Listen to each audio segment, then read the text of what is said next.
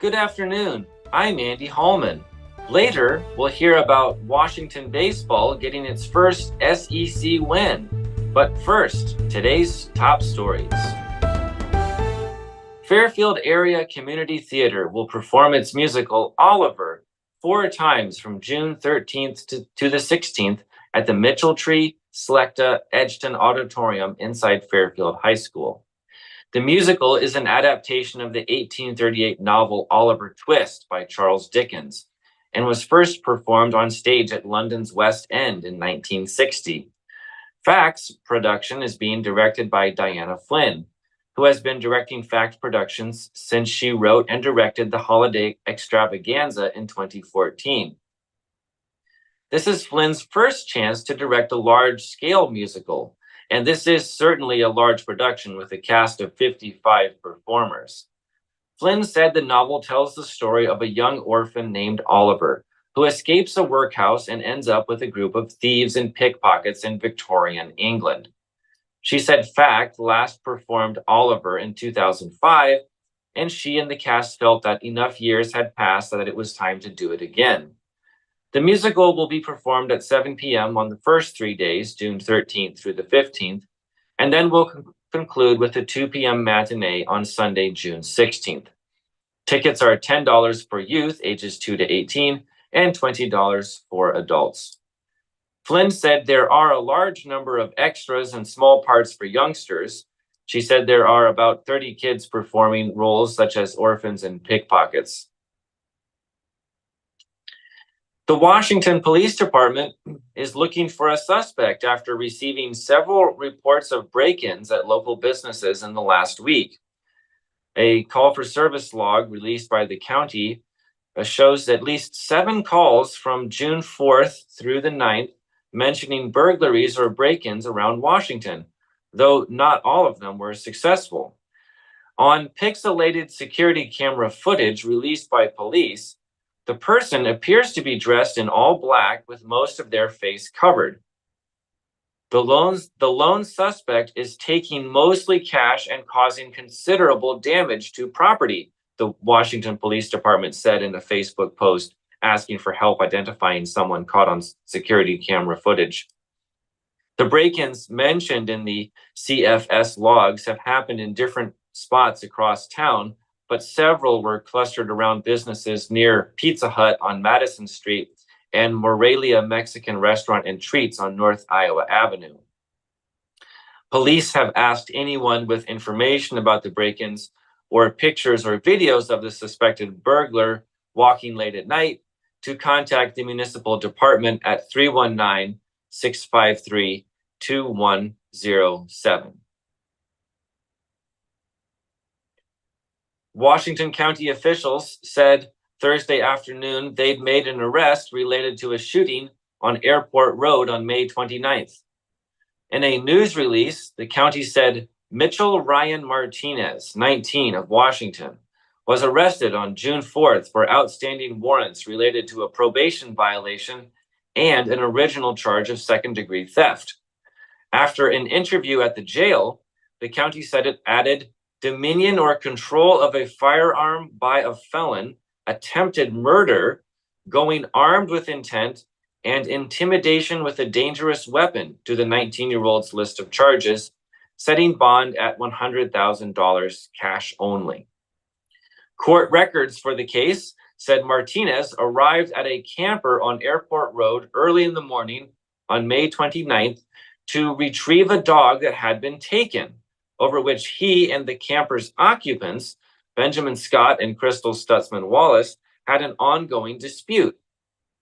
In an affidavit, Washington County investigator Jace Horney said Martinez claimed to have fired in self-defense after Scott stepped out of the camper and made a threat, but said his story was not consistent with the evidence since the bullet left a hole in the camper's door before hitting Scott's abdomen, causing life-threatening injuries. According to the affidavit, 911 operators could hear the moment a gun was fired over the phone. Previously disclosed police records said the camper's occupants had called from inside the vehicle about someone trying to break the windows. It's not Martinez's first time being arrested in Washington County.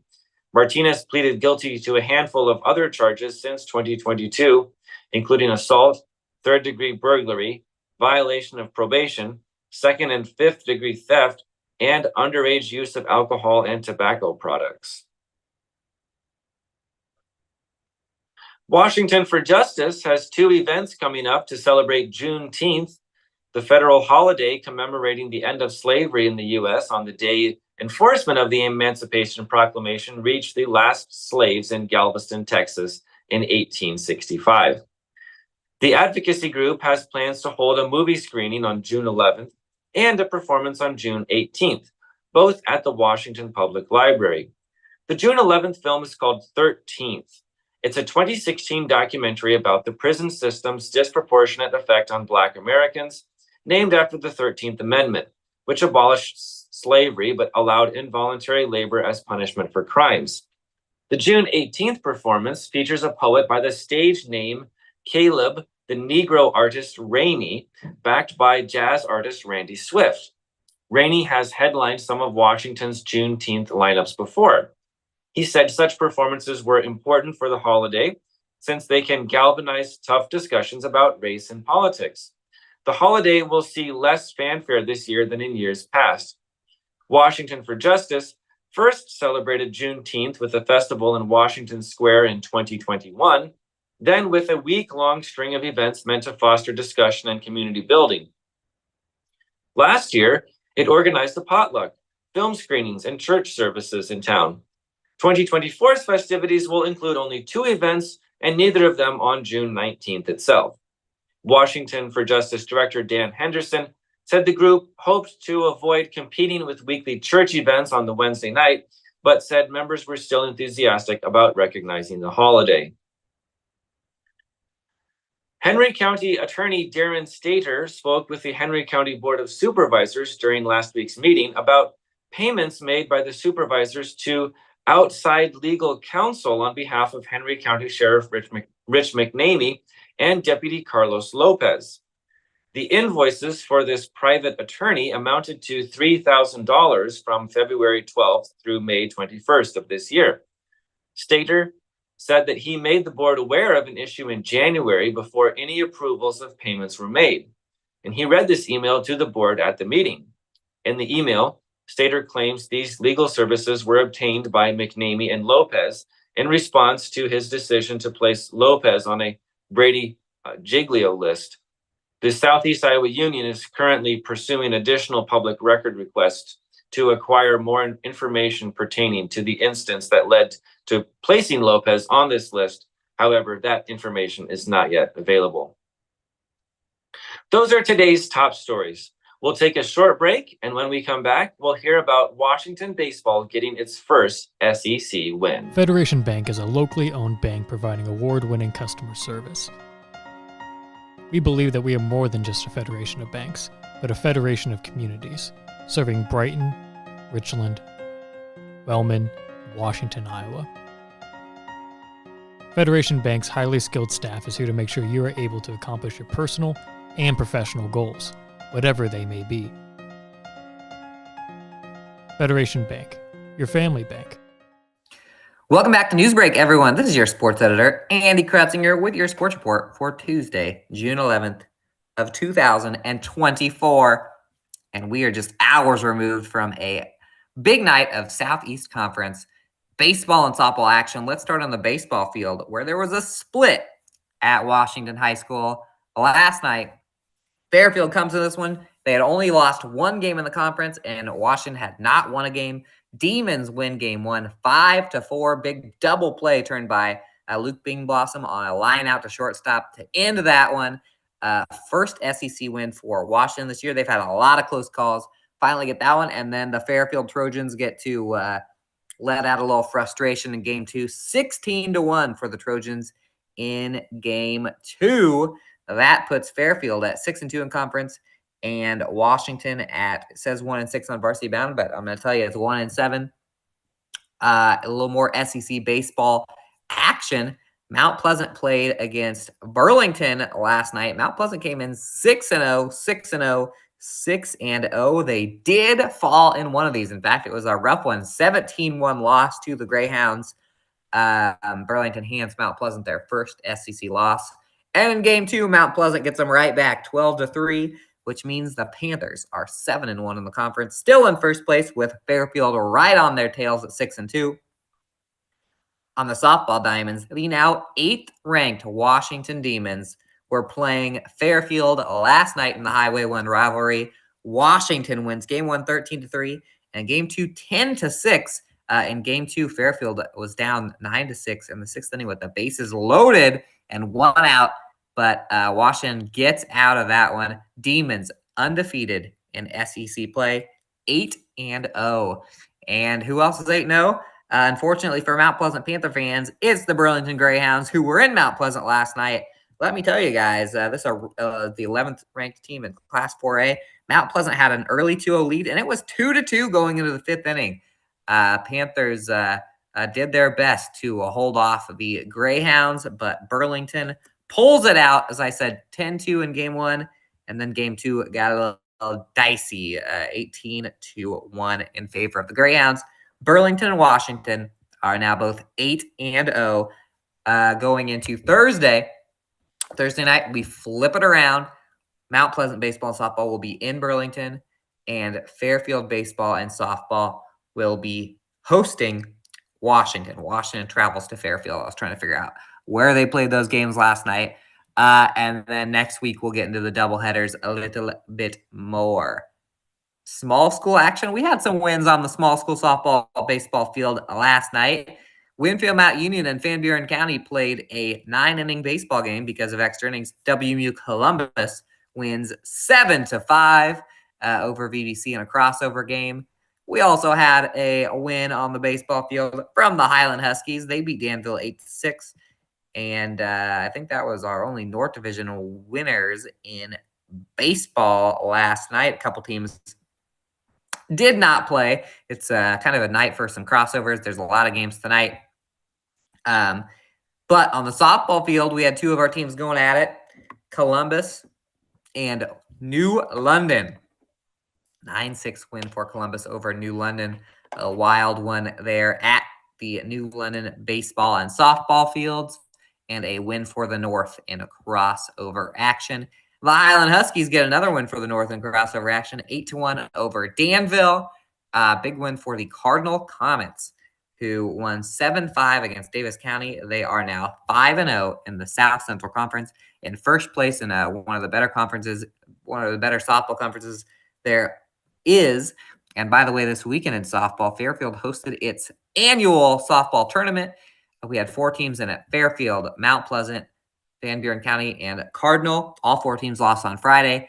Went to the consolation bracket on Saturday, where it was all of our teams playing against each other. Cardinal beats Van Buren County in the consolation semis and then beats Fairfield 3-0 in the 5th place game. To jump into the top 5, they have a 2-1 record in that one. Fairfield beat Mount Pleasant 10-0 in the consolation semis. So Mount Pleasant and Van Buren County played in the 7th game. It was the 7th place match. Mount Pleasant had an early 4-0 lead, and Van Buren County storms back to beat Mount Pleasant, take 7th place 5-4. As I said, we got a lot of big games coming up tonight in baseball and softball. A lot of big games coming up on Thursday. It's summer, so just count on a game basically taking place every single night. By the way, back one more softball score. Mid-Prairie did not beat Regina last night, but they played against the 6th-ranked Regals, lost 2 games. In that second game, they were down 8-0 in the 7th, scored 6 to come back on that one, but lose 8-6, so no upset for Mid-Prairie last night. Also, Keota baseball lost. I just went through the winners there. A couple games going tonight. Pekin hosts Wapello in the Super Conference, Hillcrest Academy and Columbus going at it in softball in the Super Conference. Of course, there's no baseball game because Columbus plays with WMU. Waco plays Loiza Muscatine. We got other Super Conference games. New London at Notre Dame. That's a tough baseball game. Notre Dame has been on fire, currently number 1 in Class 1A. We already said Columbus and Hillcrest. Highland will be at Lone Tree. So a big day in the Super Conference as normal on Tuesday night. That's it for the sports report. Stay tuned for Thursday's sports report, where we'll talk about those games I just talked about. And as always, Southeast Iowa Union Sports Talk Live. There's a new episode out today, Tuesday. Check that out on Southeast Iowa Live. And, of course, all our other shows. When we come back to Newsbreak, Alex has your obituaries. In the heart of rural Iowa, where community matters most, the connections we make are made to last. Meet KCTC, your hometown internet, phone, and TV provider. At KCTC, we're not just about technology, we're about people. Our dedicated team are your neighbors, committed to bringing you top-tier services right where you live. We believe in giving back to the community that raised us. Experience the power of a real connection with KCTC. Join us in building a stronger, more connected Southeast Hello Iowa. and welcome back to Newsbreak. It is now time for your obituaries. Leland Wendell Reed of Ocean Isle Beach, North Carolina, passed away on October 4th at the age of 73. Graveside services will be held at Evergreen Cemetery in Fairfield, June 15th at 11 a.m. Roy Dwayne Ross of Mount Pleasant passed away on June 4th at the age of 82. Visitation will be held at Elliott Chapel, New London from 9 to 11 a.m. on June 14th. Winifred Eleanor Trusno of White River Junction, Vermont, passed away on October 29th at the age of 102. A burial will be held at Gate of Heaven Cemetery in Berlin, New Jersey on June 24th at 10 a.m. Sharon K. Busby of Mount Pleasant passed away on May 30th at the age of 71. A celebration of Sharon's life will be held June 15th at 10:30 a.m. at the Lincoln Street Baptist Church in Mount Pleasant. Donald Ray Pricker of Brighton passed away on June 6th at the age of 81. Funeral services will be held at Wolson Friends Church near Richland at 10 a.m. June 17th. Melvina J. Shondell of Fairfield passed away on May 24th at the age of 90. A celebration of life will be held at 12 p.m. to 4 p.m. June 15th at 210 South 15th Street in Fairfield. Donald Don Charles Kennedy of Baltava passed away on June 5th at the age of 91. Funeral services were held yesterday in Fairfield. Brian M. Murph O'Donnell of Wisconsin Rapids, Wisconsin passed away on June 5th at the age of 77. Funeral services will be held at 11 a.m. June 14th at Our Lady Queen and Heaven Catholic Church in Wisconsin Rapids. Wendell Eugene Luco of New London passed away on June 4th at the age of 67. Visitation will be June 13th at Elliott Chapel, New London, beginning at noon. That is your news for Southeast Iowa. I've been your host, Alex Snyder. This has been your news break, and I will see you next time.